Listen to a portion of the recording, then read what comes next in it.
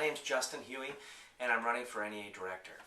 Now, our union is only as strong as the involvement of its membership, so your vote does matter. The NEA Director sits on the Board of Directors, and I respectfully disagree with the Board's decision to appoint the President, the Vice President, and the Secretary to do all of the negotiations on our last contract. I do feel the Negotiations Committee should have been able to give input and insight. I believe in the democratic process. Currently, as an HSTA member, I'm on the Government Relations Committee. I am the Obama NEA designee for his reelection. I've been working with networking with teachers to work with the Obama executive director for the reelection campaign. I've passed 12 items of legislation here at our state conventions, and this year I also was the one that found out that the Department of Ed changed the staffing allocation for special ed teachers without consent and confer of the union, which looks like it means, in my opinion, Felix has been eviscerated, and it's going to result in a lot of teachers losing their jobs next year. And so I pushed the HSTA for a grievance, and hopefully that'll stop it. Now, but I really do feel that in order for HSTA to be strong, that we need to be more involved with the Democratic Party and the Republican Party.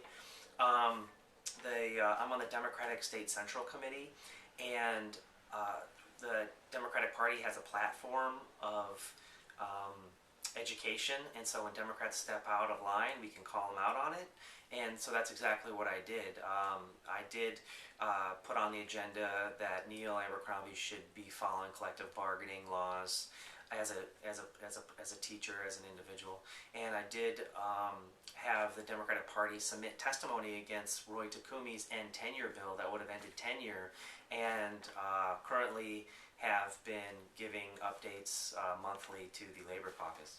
Now, with the NEA, your NEA director should really be someone that not only shows you how to pass legislation at the state convention, but is also doing it. And I have been like the only person consistently that has been doing that for the past 5 years. I've passed 6 items of legislation at the NEA convention, and it's a rush. It's a little spooky. You get up there in front of 8,000 to 13,000 people, and they're all voting you down or voting you up. I mean, it's really a hornet's nest of democracy going on.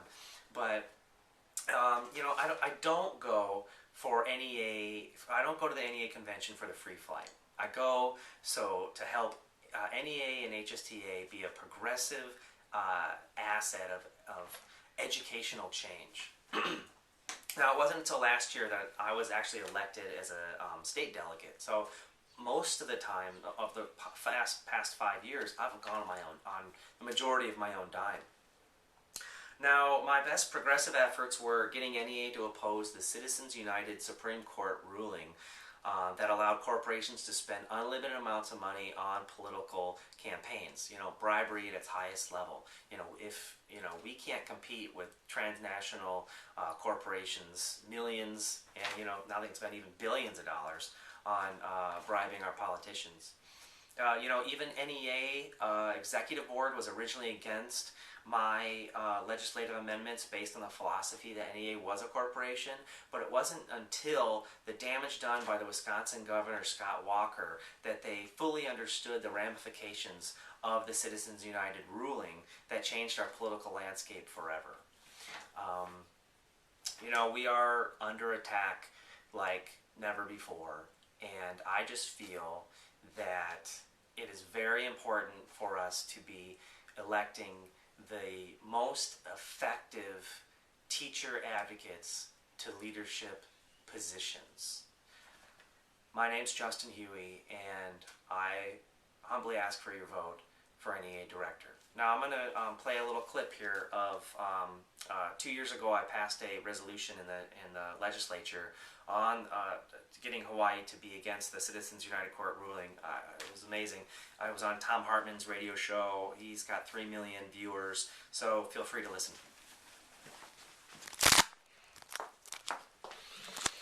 Am I pronouncing it right, Justin? Yeah, Huey. Yeah. Huey! Justin Huey. And Justin, you have accomplished something extraordinary in the state of Hawaii. You got a resolution before the Hawaiian legislature, and they actually passed this thing. Tell us about this. Well, I read your book on equal protection and tried first passing a legislative amendment opposing corporate personhood with at the NA conference in San Diego this summer and failed. But I wrote it up. No, I was listening to your show, and you had said that Oregon had passed a resolution on it, and I called up Oregon and talked to Richard Harrisay, and he sent me the resolution and some added info, and then I turned it into a resolution here. I am on the Democratic Party State Central Committee and presented it to them, and it was actually on the agenda about 3 weeks after the Citizens United case. So everybody was really impressed that we could act so quickly on it. And it was sent up to the executive board. They wanted to do some editing on the resolution, and then it was passed by our Democratic Party State Central Committee. Then our chair sent it took it over to the legislature and put it into the House and Senate as a resolution. And it passed. It passed the Judiciary Committee with no nay votes, and then it passed in the Senate. And this is a message to your two senators and your one member of Congress. And let me just share from the language of this. Whereas free speech is a right exclusive to natural persons recognized and protected by the First Amendment of the Constitution. Whereas corporations are not natural persons but rather legal entities granted conditional rights by society. Whereas the legislature of the state of Hawaii has grave concerns regarding the implications of the Supreme Court decision in Citizens United. Whereas I'm abbreviating parts of this. Whereas this decision threatens to invalidate the legislative deliberations of Congress in the state. Whereas the opinion of 4 dissenting justices noted that corporations have certain privileges not enjoyed by natural persons, such as limited liability, perpetual life, favorable treatment of their accumulation and distribution of assets, which financially enables them to overwhelm individual natural persons in the political process, now therefore be resolved by the representatives of the legislature of the state of Hawaii, et cetera, et cetera, et cetera, that the U.S. Congress, that this legislature respectfully requests that the U.S. Congress propose and send to the states for ratification a constitutional amendment to clarify the distinction between natural persons, the rights of natural persons, and the rights of corporations, thereby preserving the power of Congress and the states to place limits on the ability of corporations to influence the outcome of elections. Brilliant, Justin. Brilliant job. Yeah, and a lot of other organizations just jumped all over this. Common Cause, Voter Owned Hawaii, Americans for Democratic Action, Hawaii Chapter, Progressive Dems, and then a really strong support by the Democratic Party of Hawaii. So it just caught on fire. That's absolutely marvelous, and it's all because you showed up. You showed up at the Democratic Party and said, "Hi, I'm here. How can I help out?" Do I have that? Yeah, I mean that's a real message here. Is I'm a teacher, and I work nights at a sushi restaurant, and if a teacher working a second job can pass legislation against corporate personhood, anybody can, and everybody should. Everybody should try. And I heard Move On is they're trying to go national with this today. They're doing a lot of meetings on how to push back against corporate America, and people just need to check out this resolution and present it to go to your district chair meeting or go to your county convention or your Democratic Party convention and get that conversation started, because if I can do it, anybody can do it. Yeah, and well, maybe not, but if you can do it, most people can. A lot of people can do it. Anybody who wants to show up and have some enthusiasm for this thing, and we'll put a link to it. It's capital.hawaii.gov/sessions2. 2010.